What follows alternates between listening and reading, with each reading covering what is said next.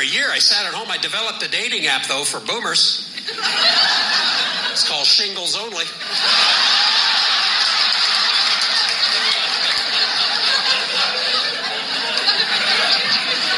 I feel good. I feel youthful, but all life is for me now is a series of events reminding me I'm getting older. I was at the mall the other day in the food court. Several very attractive women walked past me. I realized I was looking at their food.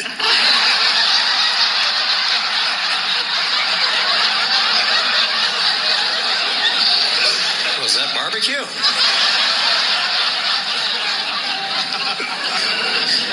Steve, getting old. You ever see those commercials on TV for the weight loss product? They always show a woman in her bathing suit, the before or the after picture. You ever look at that before picture and go, she looks all right to me? I got no problem with that one at all. I've been doing this one recently. I wake up in the morning, I throw my feet over the side of the bed, and I'm sitting there and thinking, oh, I shouldn't have drank so much last night. I didn't drink anything last night. I just wake up feeling like this now. And I don't know when this happened at my house. I realized one day the catalog for Victoria's Secret no longer shows up. It's been replaced by the one from Harry and David's, the gift baskets.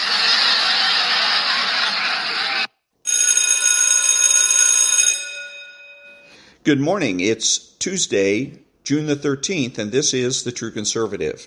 Welcome to all the butchers, bakers, and candlestick makers out there. I'm Ron, your host, and the only true conservative in the United States today. So today, after the Serenity Prayer and the Star-Spangled Banner, we'll have The Rape of the Mind, No Free Lunch, the rest of Chapter 4 from the book by Ayn Rand called Philosophy Who Needs It, and Asa-Hutchinson versus Chris-Christie, You Decide. All that and more when I get back.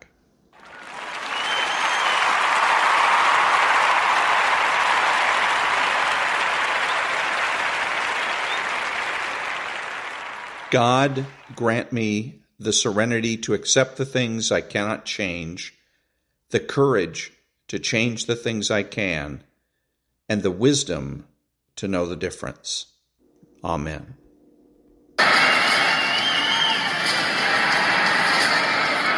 Ladies and gentlemen, please remain standing and remove your hats for the national anthem of the United States of America.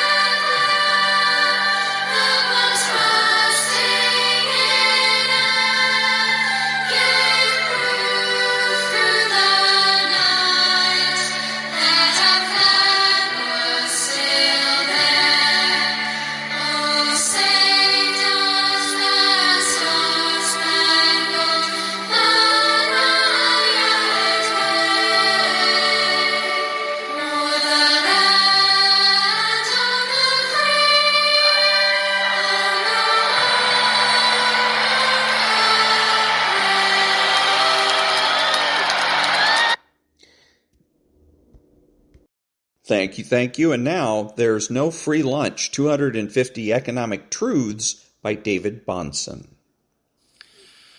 To the extent that the years between the end of World War II and today are a story of competing economic visions, the short version is this. Karl Marx was wrong and Milton Friedman was right. Market-oriented reforms over the past several decades have cut severe poverty around the world by more than half. As late as 1980, more than 40% of the world's population lived in severe poverty, according to World Bank figures. Now that share is less than 10%. There is simply nothing else in the history of the material affairs of the world that can compare to that. Kevin Williamson. Marx versus Friedman or Marx versus Smith is a useful framing of the subject of this book, though perhaps more simplistic than I prefer. And as a prima facie glance into the fruits on the tree of each respective school of thought, one can do worse than to look at what free enterprise has meant in reducing poverty versus the collective well-being conditions of the communist bloc countries.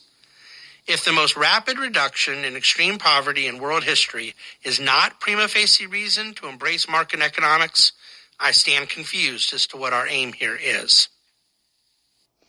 And that was There's No Free Lunch by David-Bahnsen. Back in a minute.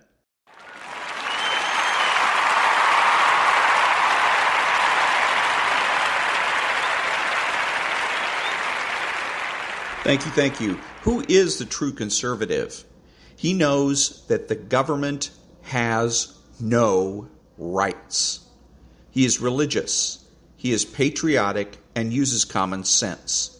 He makes judgments, refuses to speculate, speaks clearly and definitively, and is not afraid to say no.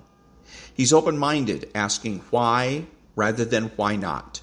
He is consistent, credible, and influential, not ashamed of his existence, unafraid to learn or correct his mistakes.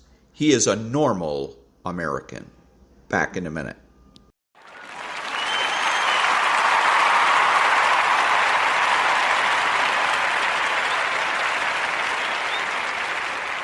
Thank you. What are the true conservative suggested federal political priorities? Number 1, recognize that the government has no rights. 2, defund Planned Parenthood. 3, replace the Affordable Care Act. 4, institute zero-based budgeting. 5, prohibit collective bargaining for all public employees. 6, assign criminal and civil liabilities to all government regulators. 7, immediately repeal the Patriot Act. 8, immediately repeal all emergency dictator laws. 9, reinstate writs of outlawry. 10, use taxpayer funds to sponsor recalls, ballot initiatives, and referendums. 11, create a flexible minimum wage. 12, means test health care. 13, immediately and permanently prohibit investment banking by any office holder. And 14, make nuclear, chemical, and biological weapons obsolete. Back in a minute.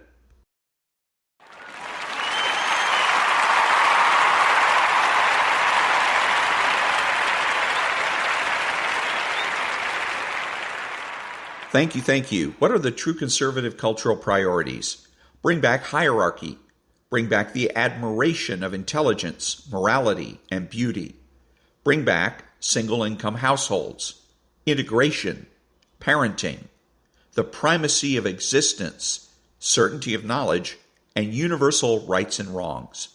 Bring back principled behavior, masculinity and femininity. Bring back Adam 12, John F. Kennedy, the gold standard, pre-HMO medical care, and nonprofit news. Bring back civil service, the term stupid question, arguments and fights, the cultural influence of the church and the Boy Scouts. Bring back the influence of social organizations such as the Lions Club and the Rotary Club. Bring back bowling. Back in a minute.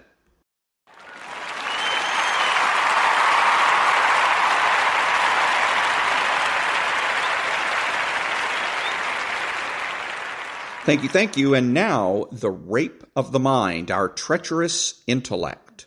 Our treacherous intellect. Perhaps the most tragic form of unobtrusive treason and self-betrayal is caused by the inertia of the human intellect. We are often betrayed by our own minds. We forget completely what we want to forget. We deny the existence of real problems in order to retreat into wishful thinking. As soon as we do not understand and feel the implications of a problem or an argument, we tend to submit passively to the most powerful side, just as did the over-friendly barber. The ease with which human beings can be corrupted is still one of our most serious psychological and moral problems. Inner confusion can make us submissive to almost any strong suggestion from the outside, no matter how foolish or false. Our doubts are traitors and make us lose the good we oft might win by fearing to attempt. There are other more complicated tricks of the intellect which lead to self-betrayal. The feeling of inferiority often arouses in ignorant people a great desire to grasp extremely difficult ideas. Such people like to identify themselves with a quasi-profound system of thought. Hitler in his abstruse writings made temporary pseudo-philosophers and magicians out of the majority of German people. All dictatorial totalitarians buy the services of scholars who can make them such a set of pseudo-philosophic justifications. Unfortunately, some scholars are easy to buy. In Holland, for example, there was a not-too-intelligent philosopher who became converted to Nazism after it had shown its overpowering strength.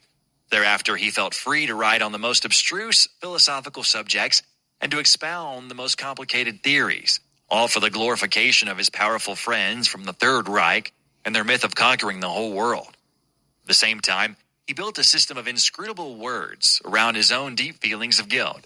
He isolated himself from the world more and more because no words were convincing enough to justify his treason to himself. In the end, he lost all contact with reality. Then, of course, the Nazis had no use for him either. And that was The Rape of the Mind by Joost-Meerlo, M.D. Back in a minute.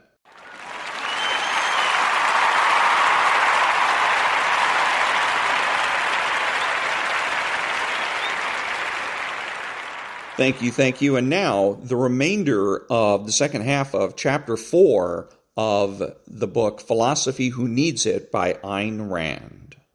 The basic commandment of all such groups, which takes precedence over any other rules, is loyalty to the group. Not to ideas, but to people.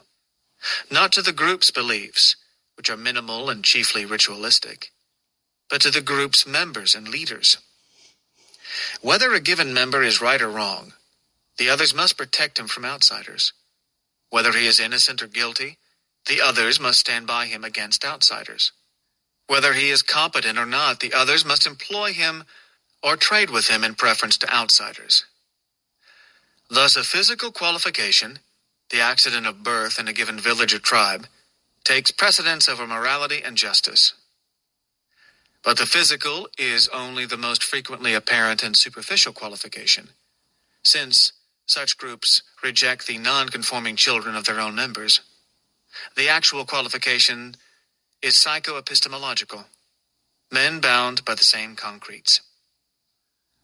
Primitive tribes are an obvious example of the anti-conceptual mentality, perhaps with some justification. Savages, like children, are on the preconceptual level of development. Their later counterparts, however, demonstrate that this mentality is not the product of ignorance, nor is it caused by lack of intelligence. It is self-made, i.e., self-arrested. It has resisted the rise of civilization and has manifested itself in countless forms throughout history. Its symptom is always an attempt to circumvent reality by substituting men for ideas, the man-made for the metaphysical, favors for rights, special pull for merit, i.e., an attempt to reduce man's life to a small backyard, or rat hole, exempt from the absolutism of reason. The driving motive of these attempts is deeper than power lust. The rulers of such groups seek protection from reality as anxiously as the followers. Racism is an obvious manifestation of the anti-conceptual mentality. So is xenophobia, the fear or hatred of foreigners, outsiders. So is any caste system, which prescribes a man's status, i.e., assigns him to a tribe, according to his birth. A caste system is perpetuated by a special kind of snobbishness, i.e., group loyalty. Not merely among the aristocrats, but, perhaps more fiercely, among the commoners, or even the serfs, who like to know their place and to guard it jealously against the outsiders from above and from below. So is guild socialism. So is any kind of ancestor worship or of family solidarity. The family including uncles, aunts, and third cousins. So is any criminal gang. Tribalism, which is the best name to give to all the group manifestations of the anti-conceptual mentality, is a dominant element in Europe. As a reciprocally reinforcing cause and result of Europe's long history of caste systems, of national and local, provincial chauvinism, of rule by brute force and endless bloody wars. As an example, observe the Balkan nations, which are perennially bent upon exterminating one another over minuscule differences of tradition or language. Tribalism had no place in the United States until recent decades. It could not take root here. Its important seedlings were withering away and turning to slag in the melting pot, whose fire was fed by two inexhaustible sources of energy: individual rights and objective law. These two were the only protection man needed. The remnants of European tribalism, imported by the more timid immigrants, took the innocuous form of ethnic neighborhoods and cities, each neighborhood offering its own customs, traditional festivals, old country restaurants, and words in its native language on battered store signs. Those signs were battered because the men who clung to the tribal rule of giving trade priorities to fellow tribesmen remain in the backwaters of impoverished neighborhoods, while the torrent of productive energy that placed merit above tribe swept past them, carrying away the best of their children. There was no harm in such backwaters so long as no one was forced to remain in them.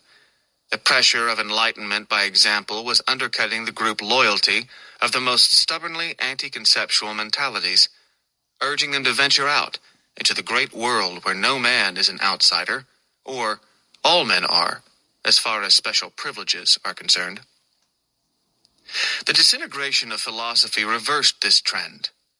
Tribalism is a product of fear, and fear is the dominant emotion of any person, culture, or society that rejects man's power of survival, reason. As philosophy slithered into the primitive swamp of irrationalism, men were driven, existentially and psychologically, into its primordial corollary, tribalism. Existentially, the rise of the welfare state broke up the country into pressure groups, each fighting for special privileges at the expense of the others, so that an individual unaffiliated with any group became fair game for tribal predators. Psychologically, pragmatism lobotomized the country's intellectuals. John Dewey's theory of progressive education, which has dominated the schools for close to half a century, established a method of crippling a child's conceptual faculty and replacing cognition with social adjustment. It was and is a systematic attempt to manufacture tribal mentalities. Observe that today's resurgence of tribalism is not a product of the lower classes, of the poor, the helpless, the ignorant, but of the intellectuals, the college-educated elitists, which is a purely tribalistic term. Observe the proliferation of grotesque herds or gangs: hippies, yippies, beatniks, peaceniks, women's libs, gay libs, Jesus freaks, earth children, which are not tribes but shifting aggregates of people desperately seeking tribal protection. The common denominator of all such gangs is the belief in motion, mass demonstrations, not action, in chanting, not arguing, in demanding, not achieving, in feeling, not thinking, in denouncing outsiders, not in pursuing values, in focusing only on the now, the today, without a tomorrow, in seeking to return to nature, to the earth, to the mud, to physical labor, i.e., to all the things that a perceptual mentality is able to handle. You don't see advocates of reason and science clogging a street in the belief that using their bodies to stop traffic will solve any problem. Most of those embryonic tribal gangs are leftist or collectivist. But as a demonstration of the fact that the cause of tribalism is deeper than politics, there are tribalists still further removed from reality, who claim to be rightists. They are champions of individualism, they claim, which they define as the right to form one's own gang and use physical force against others. And they intend to preserve capitalism, they claim, by replacing it with anarchism, establishing private or competing governments, i.e. tribal rule. The common denominator of such individualists is the desire to escape from objectivity. Objectivity requires a very long conceptual chain and very abstract principles, to act on whim, and to deal with men rather than with ideas, i.e., with the men of their own gang, bound by the same concretes. These rightists' distance from reality may be gauged by the fact that they are unable to recognize the actual examples of their ideals and practice. One such example is the mafia. The mafia, or family, is a private government, with subjects who choose to join it voluntarily, with a rigid set of rules, rigidly, efficiently, and bloodily enforced. A government that undertakes to protect you from outsiders and to enforce your immediate interests, at the price of your selling your soul, i.e., of your total obedience to any favor it may demand. Another example of a government without territorial sovereignty is offered by the Palestinian guerrillas, who have no country of their own, but who engage in terrorist attacks and slaughter of outsiders anywhere on earth. The activist manifestations of modern tribalism, of left or right, are crude extremes. It is the subtler manifestations of the anti-conceptual mentality that are more tragic and harder to deal with. These are the mixed economies of the spirit, the men torn inwardly between tribal emotions and scattered fragments of thought, the products of modern education who do not like the nature of what they feel, but have never learned to think. Since early childhood, their emotions have been conditioned by the tribal premise that one must belong, one must be in, one must swim with the mainstream, one must follow the lead of those who know. A man's frustrated mind adds another emotion to the tribal conditioning, a blindly bitter resentment of his own intellectual subservience. Modern men are gregarious and antisocial at the same time. They have no inkling of what constitutes a rational human association. There is a crucial difference between an association and a tribe. Just as a proper society is ruled by laws, not by men, so a proper association is united by ideas, not by men, and its members are loyal to the ideas, not to the group. It is eminently reasonable that men should seek to associate with those who share their convictions and values. It is impossible to deal or even to communicate with men whose ideas are fundamentally opposed to one's own, and one should be free not to deal with them. All proper associations are formed or joined by individual choice and on conscious intellectual grounds, philosophical, political, professional, etc., not by the physiological or geographical accident of birth, and not on the ground of tradition. When men are united by ideas, i.e., by explicit principles, there is no room for favors, whims, or arbitrary power. The principles serve as an objective criterion for determining actions and for judging men, whether leaders or members. This requires a high degree of conceptual development and independence, which the anti-conceptual mentality is desperately struggling to avoid. But this is the only way men can work together justly, benevolently, and safely. There is no way for men to survive on the perceptual level of consciousness. I am not a student of the theory of evolution, and therefore I am neither its supporter nor its opponent. But a certain hypothesis has haunted me for years. I want to stress that it is only a hypothesis.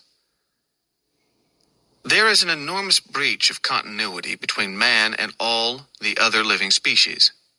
The difference lies in the nature of man's consciousness, in its distinctive characteristic, his conceptual faculty. It is as if, After eons of physiological development, the evolutionary process altered its course, and the higher stages of development focused primarily on the consciousness of living species, not their bodies. But the development of a man's consciousness is volitional. No matter what the innate degree of his intelligence, he must develop it. He must learn how to use it. He must become a human being by choice. What if he does not choose to?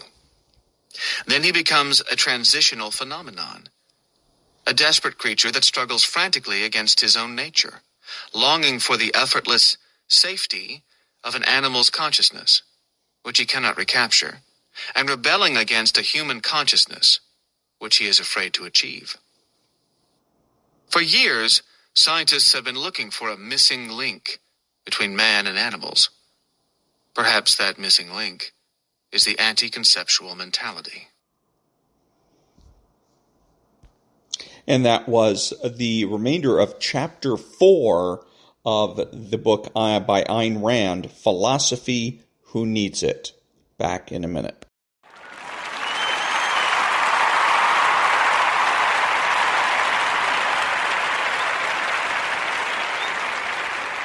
Thank you. So with the you decide situation, what I should have done with all the presidential announcements was just get all the people lined up and play them all one after the other instead of having one against Trump and another one against Trump.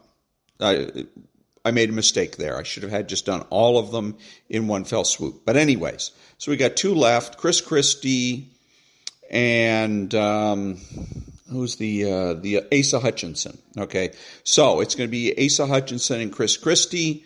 You decide. And so first up is going to be Asa-Hutchinson.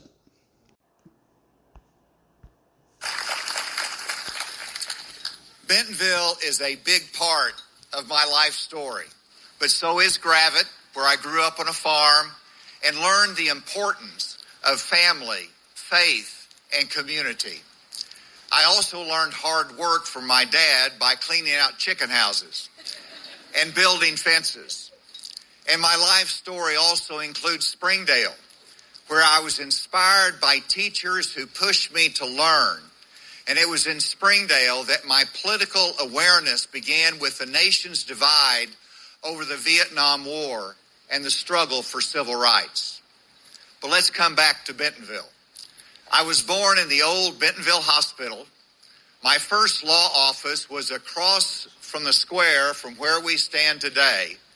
I tried jury trials in this courthouse behind us. I built Bentonville's first FM radio station. I served as Bentonville's city attorney. But most importantly, this is where Susan and I started our family and spent some of our happiest years living on 15 acres of rocks and hills west of town in a double-wide mobile home.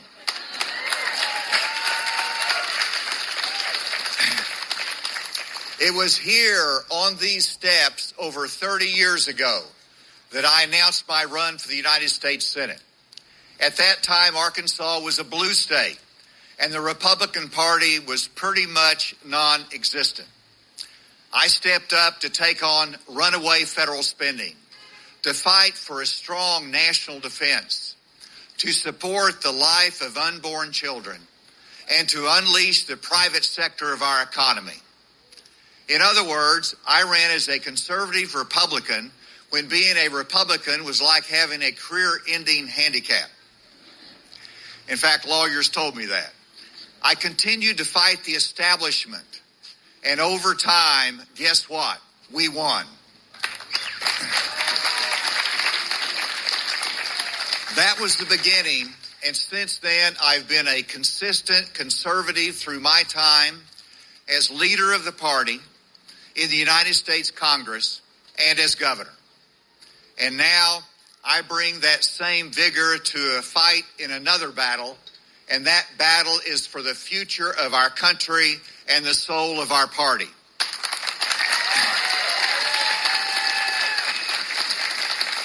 Today, I am announcing that I am a candidate for President of the United States.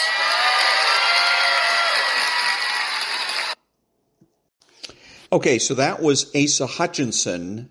Now, Chris-Christie. So now we have pretenders all around us who want to tell you, pick me. Because I'm kind of like what you picked before, but not quite as crazy.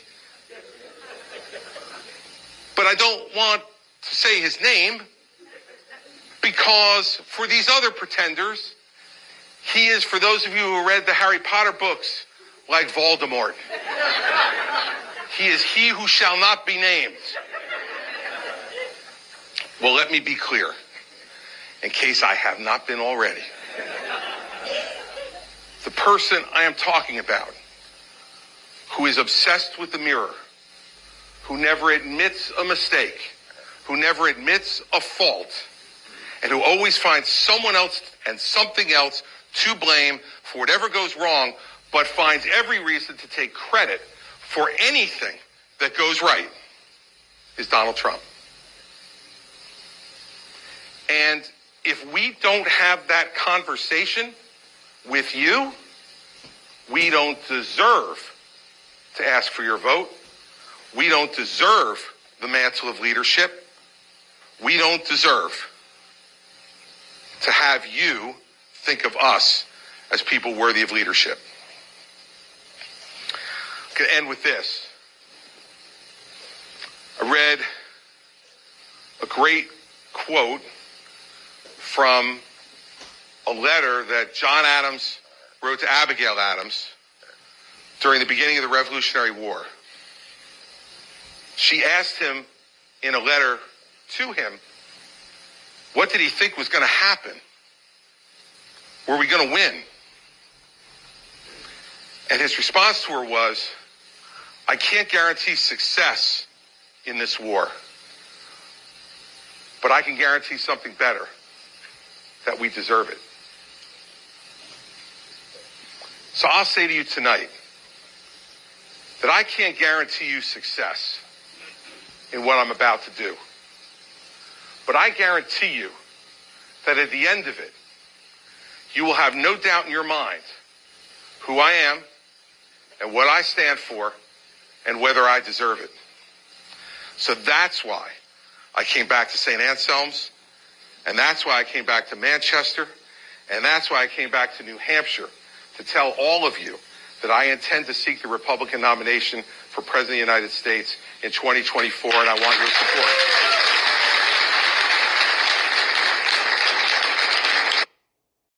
Okay, so there you have it. Asa-Hutchinson versus Chris-Christie. You decide. Back in a minute.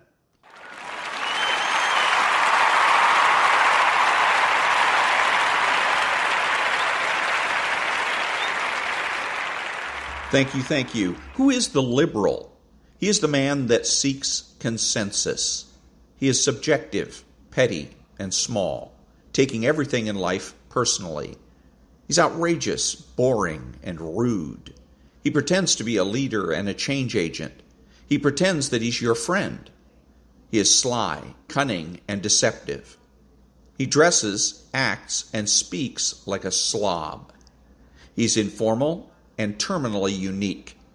He's childish and pretends that he knows nothing. He has no conscience and pretends that might makes right and that the ends justify the means. He is impulsive and rationalizes his behavior. He is deterministic, blaming others for his mistakes. He is skeptical, demanding that others solve his problems. His unreasonableness and irresponsibility make him a bad role model, bad father, brother, family member, friend, and a bad person, period. So if you think that you can be friends with a socialist, think again. Back in a minute.